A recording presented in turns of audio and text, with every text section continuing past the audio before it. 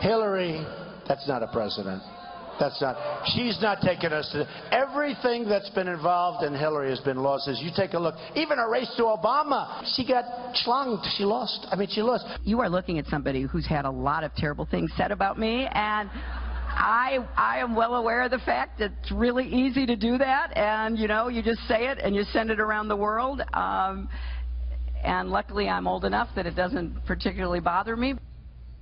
We are back with our panel, and we're talking about the two front-runners currently in the 2016 race. Of course, Donald Trump in the newest Quinnipiac poll today stands atop the field at 28%, but Cruz is closing in at 24%, followed further down by Rubio and Carson in double digits.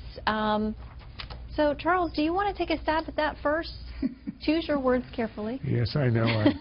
I know I'm the ethnic expert on that word, but I will eschew the opportunity to comment on that cultural appropriation of the vulgar Yiddishism, except to say that I've heard it in another context, but almost always in schoolyards. I've never heard it in the presidential campaign.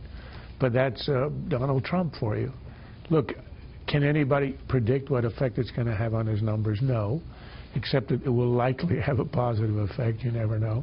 But if the Quinnipiac poll is not an outlier, it shows that his numbers have come back to where he had to be in high 20s, and Cruz on his tail. And I think it looks like Trump himself said earlier, I think it was yesterday, that it looks like it could be a two-man race. I think the other possibilities, outsiders, are Rubio, maybe Christie. But if that's what it comes down to, I don't think anybody has it wrapped up.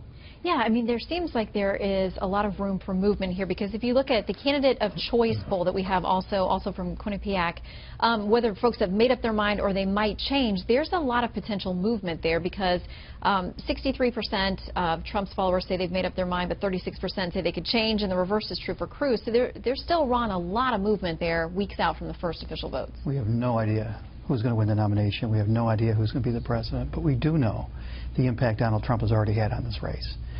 We all worry about the coarsening of our culture. It's something we talk about with our kids, we talk about with our families, we talk about with our colleagues. We know that the culture is getting coarsened in a way that is really undermining society. And here we have a guy who's talking about using that kind of language with a presidential candidate, who talks about Mexicans and Muslims in a very disparaging way, who is now putting into the public sphere the kind of language and the kind of thoughts that we kept to ourselves if we had them at all.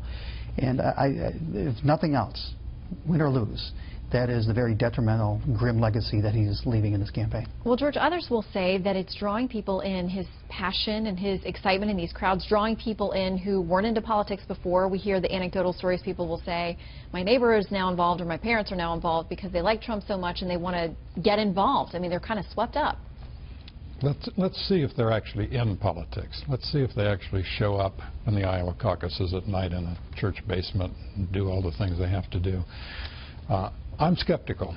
What I liked about the Quinnipiac poll that struck me as interesting is between them, Cruz and Trump have 52% right now.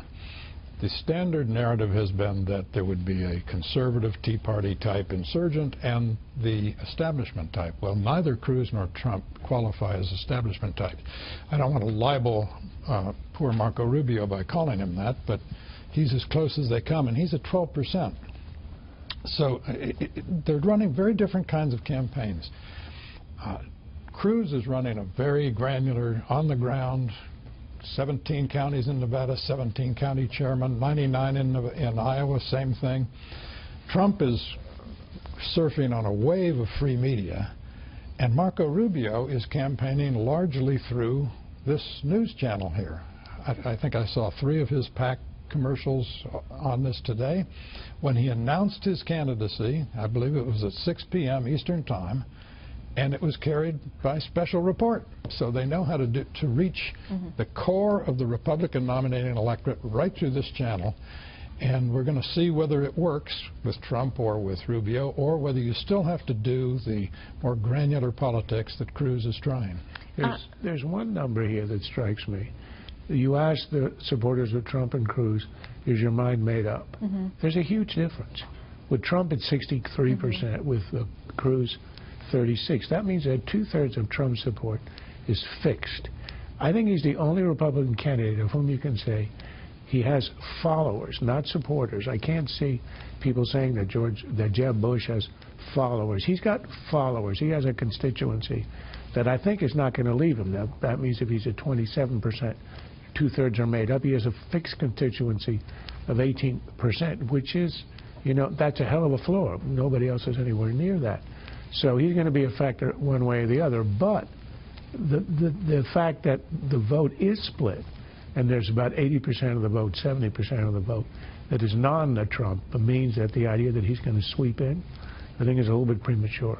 Well, let's look really quickly at the head-to-head general election matchups, too, because in this poll, Clinton beats Trump by 7%. I think Rubio and Cruz were a little bit closer, but she's still doing well head-to-head, Ron.